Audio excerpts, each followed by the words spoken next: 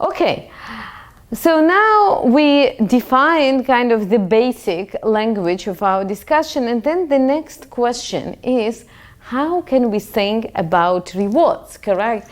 Because what I told you, that ideally when I'm thinking about reward, there is this final reward. But in many problems, you actually want to give some kind of reward in the middle. For instance, you may give some living reward, where you need to pay some price for making a move, so you don't go endlessly round and round. Or as in the case of marketing, certain action costs you differently, so you want it all to be encapsulated in rewards.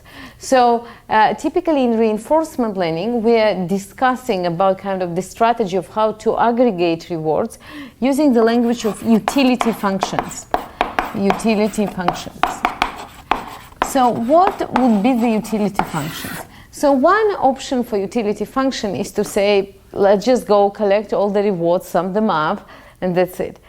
And the problem with this approach that in this case our agent can actually collect an infinite number of rewards, and if it is infinite and you have two different strategies, there is no way for you to compare between the two. So ideally we would want our utility function to be bounded in some way. And maybe the most obvious way to bound them that we can think about, it's what's called final horizon. So the idea of final horizon is very intuitive, that you can only collect the reward for some number of steps, like say 10 or whatever number you decide, and whatever happens afterwards doesn't count. So in this case, this is our U for the utility function, and it's defined over a sequence of states from S or 0 to S n plus k. And we would assume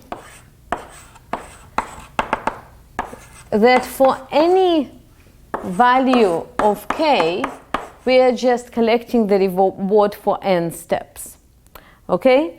So it's like you have a final number of chances to collect your reward, and what you do afterwards doesn't count.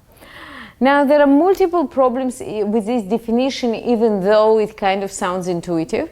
So one of them is that actually your behavior becomes in some way non-stationary.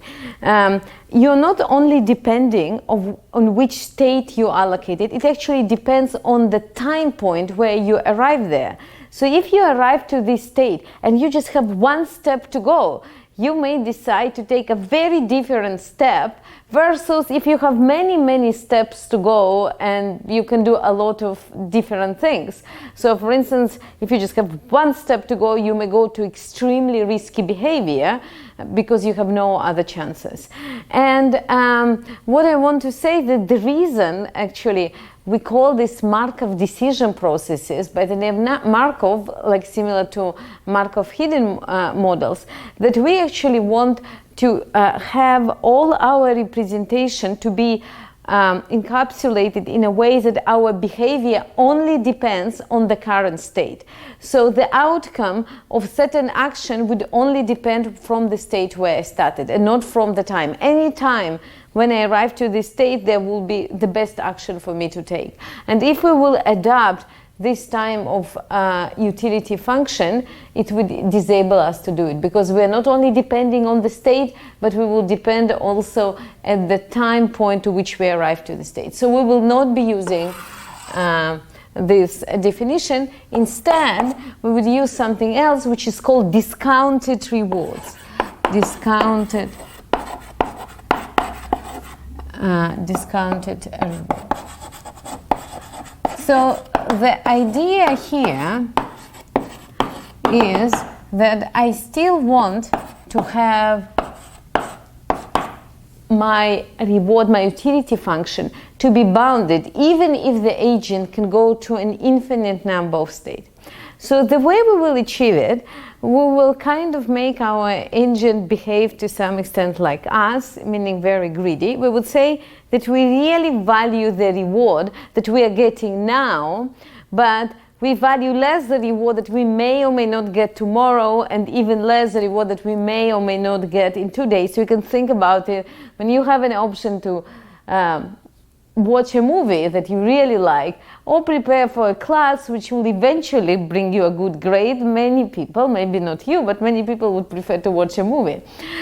So that's exactly what we will make our algorithm do.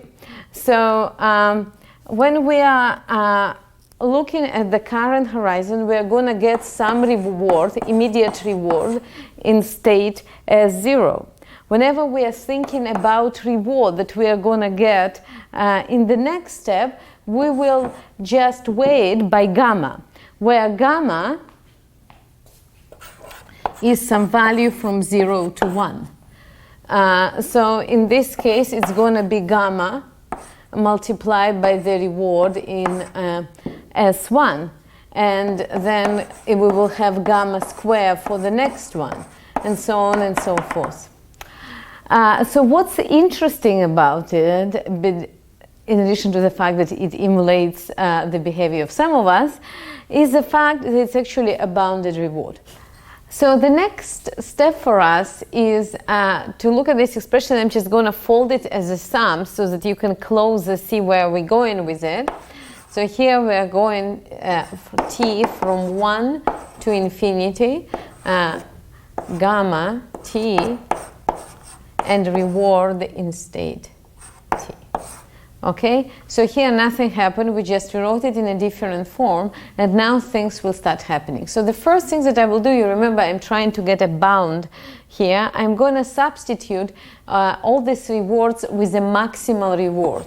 So now we're not using equal, we're already bounding, and if I substitute all of them with the same maximum reward, I can just take it outside of the equation, so it's R max, and here we have a geometric series of gamma t.